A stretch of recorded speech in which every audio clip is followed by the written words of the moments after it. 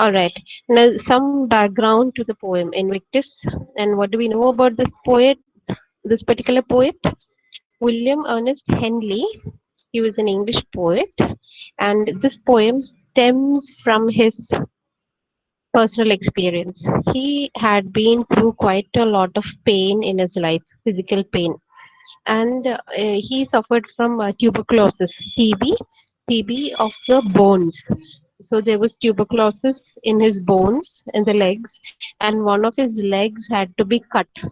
And then during those days, we know treatment was not as modern as it is today, right? So he had to undergo a lot of pain. The traditional medicines were used. Finally, he took the decision to have his leg amputated, that is, his leg cut. So he made use of the method used by Joseph Lister.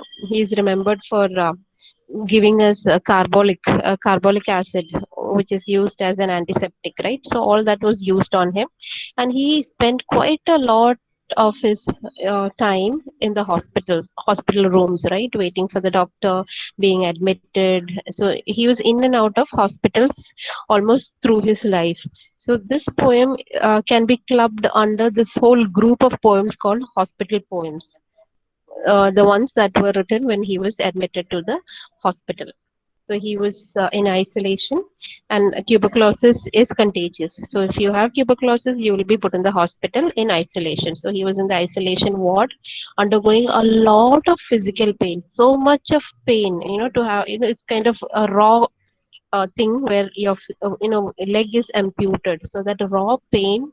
So, and along with that, that emotional mental agony of being all alone, feeling terrible, feeling very very low and depressed. So he was feeling so depressed, and there are moments in life wherein we feel that everything is going against us. And when you look at Christian literature, there is this writing by Saint Augustine, where he, in his Confessions, he speaks about the dark night of the soul. That is that very dark phase wherein you hit that pitch dark moment in life. You hit rock bottom. You go really to the bottom of your depression. You feel it is a point of no return. It is so terrible. Maybe some of us may have experienced this, moments in life wherein things go wrong, nothing ever goes right, relationships fail, we become lonely, maybe we have financial difficulties, physical problem, mental, emotional.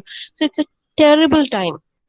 We can only imagine. I mean, those of us who have not experienced this. So he had hit that rock bottom, that endless, you could say, darkness. It kind of a black hole. So he had reached that extent, but even then he bounced back. He was able to come out of it. And how is this possible? It was only possible because of his sheer determination and will, that resilience, that ability of his mind to fight and come out. Yes, I can do, I can come out of it. That mindset, that very positive attitude. It was this mindset that had helped him to come out of the deep, dark hole of depression into which he had fallen. So he says, whether you believe in God or not, whatever, he is being very grateful and thankful for his own soul, the unconquerable soul.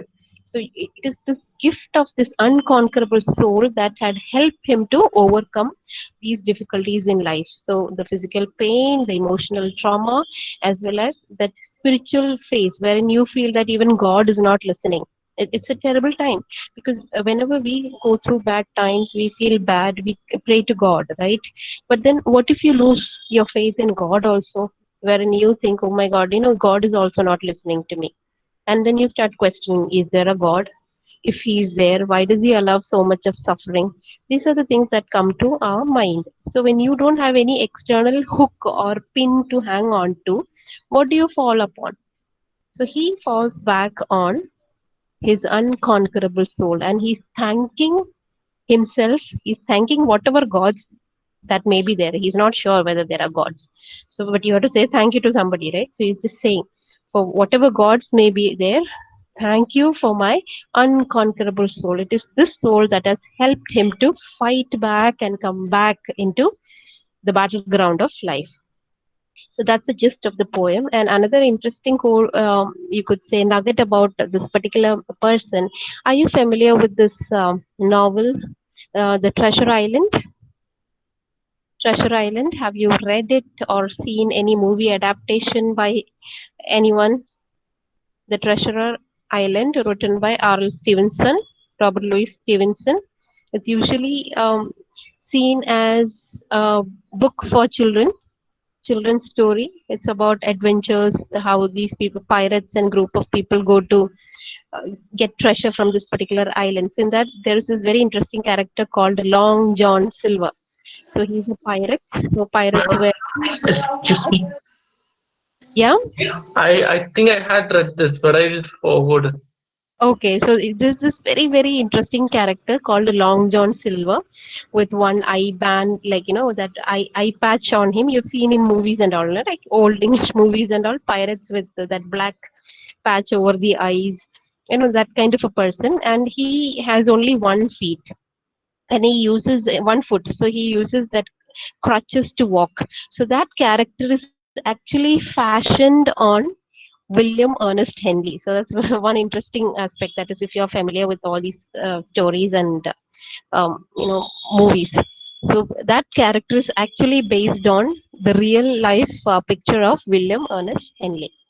So that's about the background. So we'll just have a look at the 4 stanzas.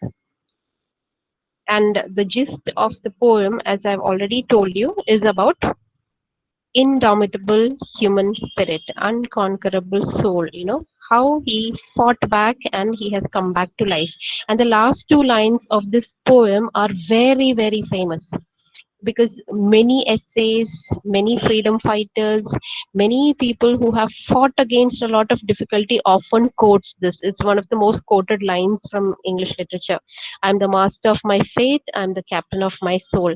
It might interest you to note that Nelson Mandela, when he was in prison, he used to often quote these lines and tell these lines to the other fellow prisoners in order to buck up their spirit. So I'm the master of my fate and I'm the captain of my soul. So these lines, it shows the extent to which we can fight back, even if there is nobody there to support us, listen to us, or to be with us. We ourselves, we are enough because we ourselves are a world in itself. So out of the night that covers me, black as the pit from pole to pole, I thank night. Night refers to the bad time, the depression, the deep, dark period of his life, the dark night of the soul. It's a terrible time.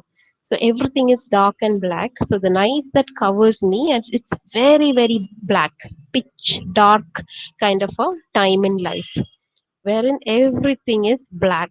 You cannot see anything in black, right? So from pole to pole, that is from one end to the terrible suffering. So during these times also, he's saying, I'm doing something. What is it? I thank whatever gods may be for my unconquerable soul. He's saying, if there are gods, I'm telling them thank you. Thank you for what? For my unconquerable soul. That is, life is difficult. There's so much of pain. Everything is bad. So this shows that he does not have much of a faith in God, whatever. That's why he's saying whatever God. If there is corruptible soul. Moving on, in the fell clutch of circumstance, I have not winced or cried aloud. Under the bludgeonings of chance, my head is bloody but unbowed. Look at the second stanza. It's trying to give us a picture of the physical trauma, the pain that he is undergoing in the fell clutch of circumstance. Fell clutch actually refers to a cruel grasp, that is somebody clutching at you or catching you in a very cruel manner. Just try and imagine some kind of a pincer or some kind of a steel metallic something trying and clutching onto your body. It will be very, very painful. So he's saying circumstances are like this clutch. So that painful clutch, that painful grasp is actually getting to me. It is catching me.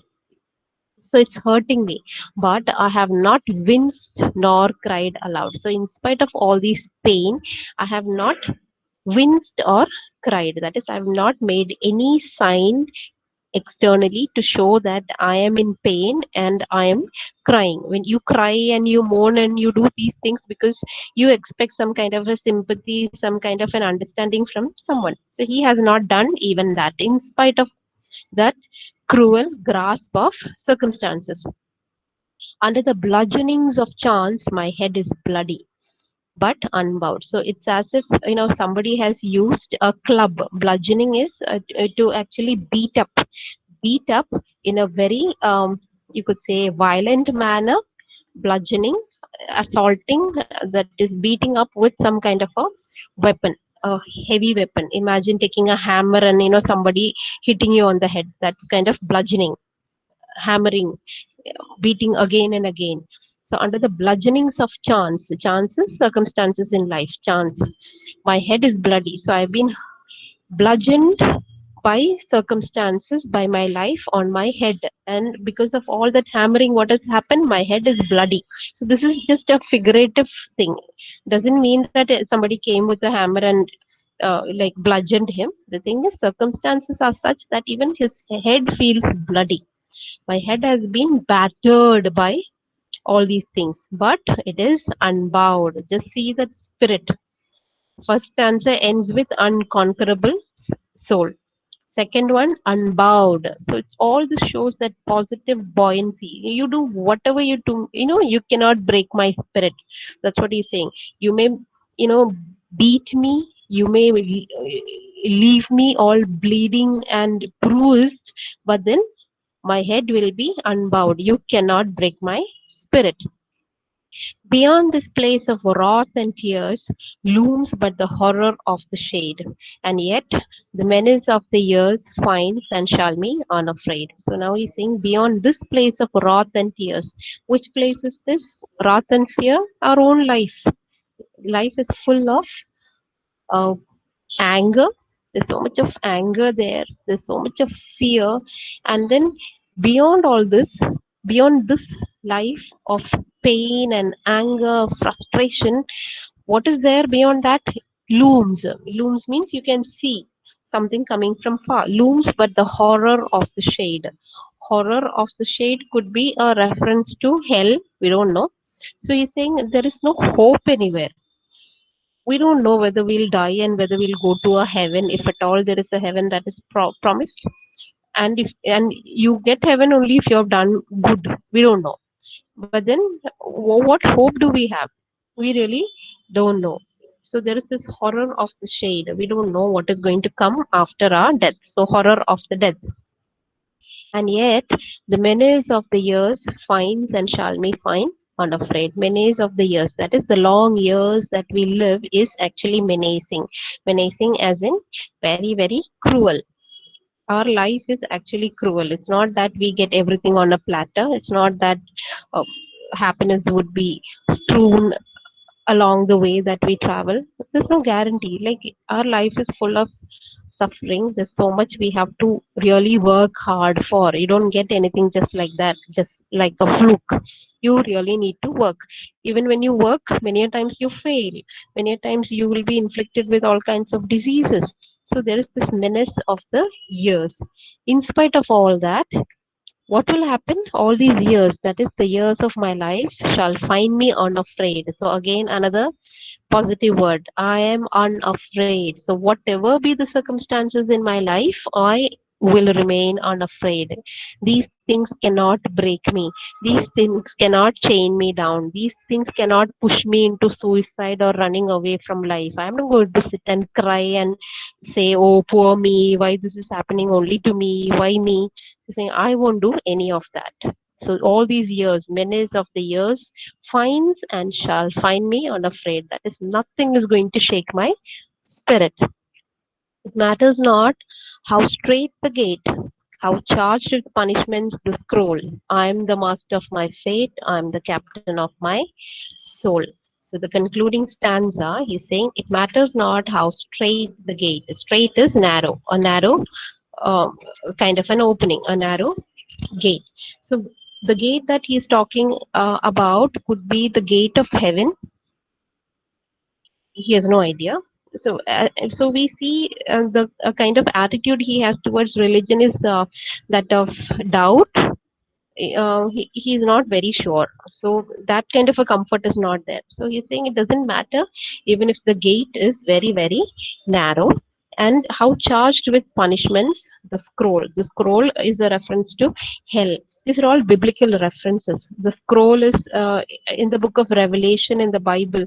um, Angels, they read out from the scrolls. Scrolls are what, you have these holy writings on that papyrus skin, and it is kind of rolled and kept, so that's known as a scroll, churulagal. All right. So he's saying it doesn't matter whatever is there after the death, or whether the gates are narrow, or you talk about the punishments that are going to be given to us after we die and you go to heaven or hell or wherever. Saying these things don't matter. The belief in God, or the punishment, going to heaven, or you go to fire and brimstone, that kind of belief, these things don't matter. Why? Because I am the master of my fate and I am the captain of my soul. So whatever be the physical circumstances cannot cow me down, it cannot bow me down. Even all these beliefs in God, or beliefs in the heaven, earth, or rewards, or those kind of things also doesn't bother me. I'm least bothered about them. Why? Because I am in charge of my life. I am in charge of my life. I am the master of my fate, and I am the captain of my soul. So nothing, no matter what, and nobody can actually break that spirit, and this spirit will keep me buoyant. It will help me fight back and come back to life. So that is in short what he is trying to talk about. So maybe in a way we could say, forget God, or rather than running after religion, God, or other people, or expecting others to make life easier for us, maybe we should start taking control, taking charge of our own life, and leading a life without regret. That's what he has done. And in spite of all that tubercular amputation and pain, that isolation, many a times rejection that he had to go through, in spite of all these, we can see that he had a wonderful career as a poet, very successful poet, as in he wrote so many poems and he became so famous that even today you have people quoting him.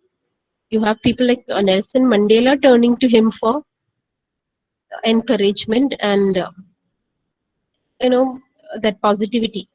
So that tells a lot about the spirit of this man, the way he fought against the circumstances. So instead of succumbing, what has he done? He has actually fought against it, and he has come out victorious. So this poem can be seen as a poem based on the theme of inner strength and perseverance. Perseverance is that you hang on, don't give up. You hang on and you don't give up, and you have to continue to face the hardships. And that is the celebration of the indomitable willpower of the individual in the face of hardships.